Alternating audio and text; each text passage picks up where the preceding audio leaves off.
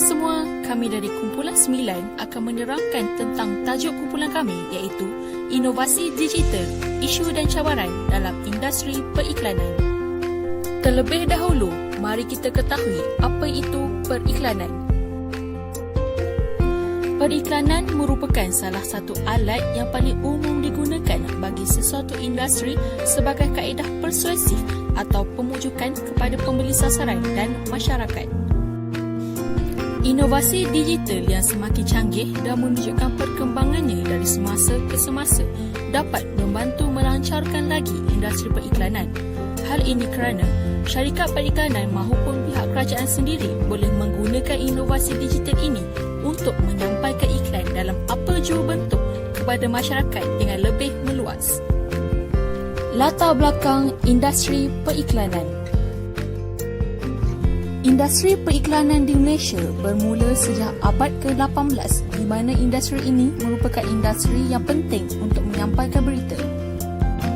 Pada masa itu, akhbar menjadi pendukung sejarah periklanan di Malaysia di mana akhbar pertama yang diterbitkan di tanah Melayu iaitu The Prince of Wales Islands Gazette 1806. Di Malaysia, penggunaan dalam iklan digital terus memacu pertumbuhan iklan pada tahun 2020 dengan unjuran peningkatan kepada 17.2% daripada jumlah perbelanjaan. Iklan digital telah pun menunjukkan potensi yang baik apabila ia telah diterima oleh masyarakat Malaysia kerana cepat dan mudah untuk diakses. Sementara itu, periklanan melalui televisyen dan akhbar tetap memainkan peranannya apabila masing-masing dijangka menguasai 16.3% dan 25.2% bahagian perbelanjaan iklan. Perkembangan ekonomi Malaysia yang semakin pesat telah merancakkan lagi industri periklanan ke arah yang lebih positif. Ini dapat dilihat sejak dari awal permulaannya pada tahun 1980-an sehingga kini apabila keuntungan yang diraih hasil daripada industri periklanan meningkat 4 kali ganda.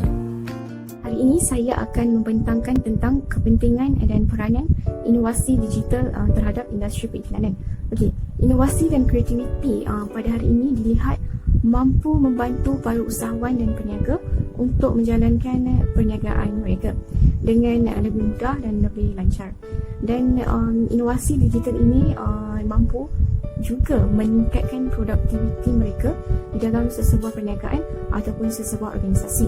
Kepentingan dan peranan yang pertama adalah inovasi digital mampu meningkatkan peluang pekerjaan, iaitu syarikat yang ingin mengaplikasikan ataupun menjalankan proses inovasi digital memerlukan jumlah pekerja yang ramai, terutamanya pekerja yang mempunyai kemahiran dalam bidang digital. Peranan yang kedua adalah inovasi digital mampu meningkatkan pelaburan dalam negara dan pelaburan luar negara.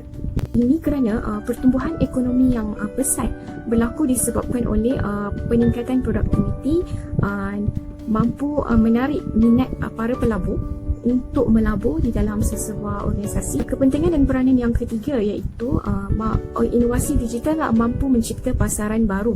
Sebagai contoh, dengan periklanan yang dijalankan di media sosial dapat mencipta pasaran baru dengan mudah kerana rata-rata masyarakat pada hari ini menjalankan aktiviti harian mereka dengan menggunakan telefon bimbit, iaitu mereka bersosial ataupun mereka membeli belah di laman sosial.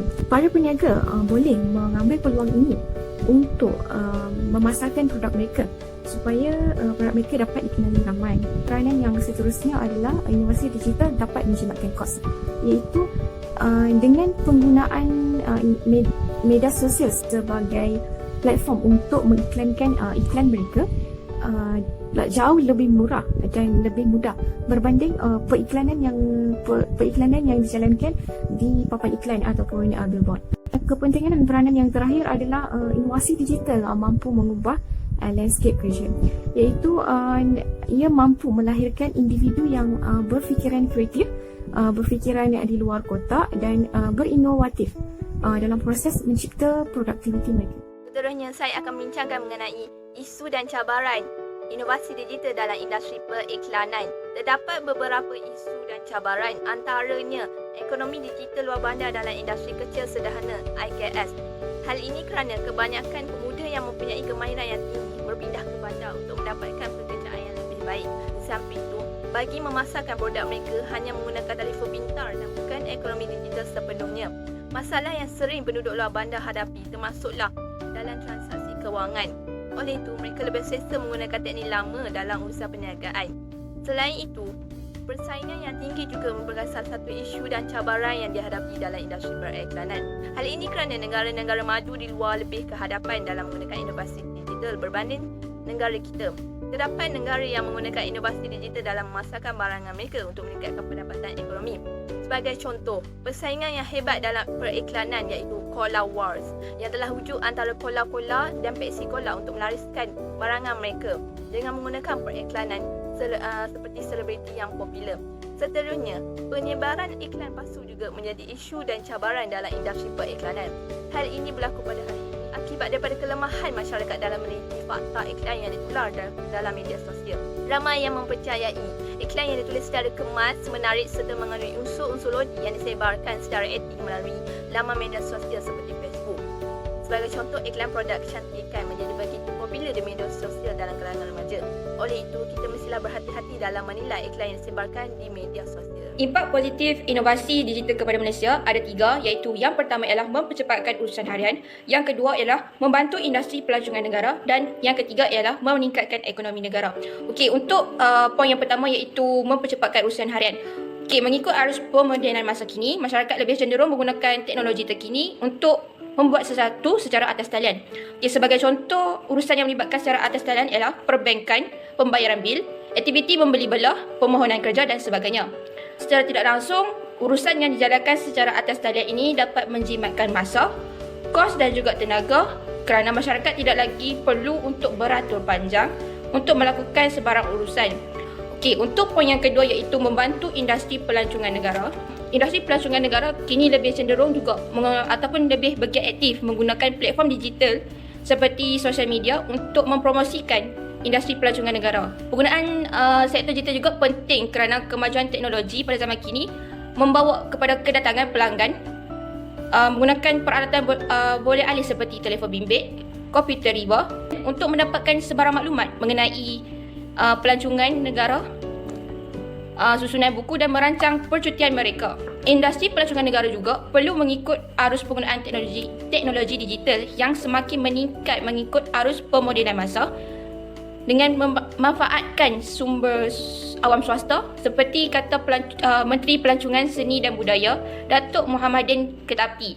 Beliau berkata, menurut pelancongan seni dan menurut pertubuhan pelancongan dunia dalam dekad akan datang, perdigitalan dalam penerbangan, pengembaraan dan pelancongan dijangka akan menghasilkan nilai yang banyak dan memberi impak positif kepada negara. Okey, untuk poin yang ketiga iaitu meningkatkan ekonomi negara. Impak positif ini berupaya untuk bertindak sebagai faktor untuk menarik kemasukan pelabur asing masuk ke dalam negara untuk pembinaan modal. Okey, impak negatif inovasi digital kepada pembangunan Malaysia. Kita dapat beberapa impak negatif dan salah satunya ialah berita yang tidak benar tular dengan meluas. Okey, dengan pembangunan inovasi digital di Malaysia ini, maklumat dapat disebarkan dengan lebih cepat melalui pengiklanan dan juga media sosial. Ini kerana rakyat Malaysia pada hari ini telah ada kemudahan seperti telefon bimbit dan juga komputer. Okey, berbanding sebelum ini, sebarang maklumat yang ingin mereka ketahui, mereka perlu dapatkan melalui surat khabar. Tetapi telah berlaku penurunan penjualan surat khabar yang dapat dilihat sebanyak 3% pada sejak tahun 2016. Okay, inovasi digital ini telah memudahkan maklumat yang tidak benar tersebar kerana segalanya boleh dilakukan di hujung jari. Seterusnya ialah peningkatan kes penipuan dan jenayah digital.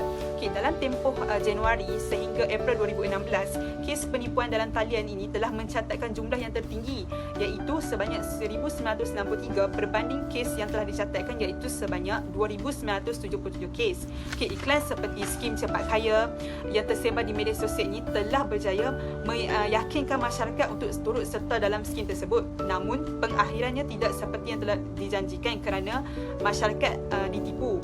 Melalui inovasi digital ini, penipuan seperti ini lebih mudah dilakukan kerana segala urusan boleh dilakukan secara dalam talian. Mereka tidak perlu bersua muka. Dan akhir sekali ialah perubahan gaya hidup. masyarakat pada hari ini lebih tertumpu kepada aktiviti yang melibatkan penggunaan telefon dan pembelian surat khabar juga telah semakin jatuh. Perkara ini telah menjejaskan kesihatan rakyat apabila mereka ni kurang bergerak kerana semua maklumat boleh didapati di hujung jari, dan juga hubungan sesama masyarakat juga terjejas kerana lebih banyak berhubung di dalam talian berbanding bersua muka. Sebagai rumusannya, inovasi digital ini berkait rapat dengan industri periklanan di mana medan ini digunakan untuk menyampaikan iklan kepada masyarakat. Dengan adanya inovasi digital ini, periklanan yang ingin disampaikan dapat meliputi keseluruhan masyarakat di Malaysia. Selain itu, periklanan di Malaysia bukanlah satu bidang yang baharu, malah telah diguna pakai sejak dahulu lagi. Arus pemodenan telah membawa kepada pengenalan iklan digital yang mana ianya lebih efisien dan mudah diakses walau di mana saja. Kecanggihan sesebuah teknologi itu sememangnya memberikan manfaat kepada penggunanya. Namun sekiranya ia disalahguna, maka ia akan memberi impak yang negatif.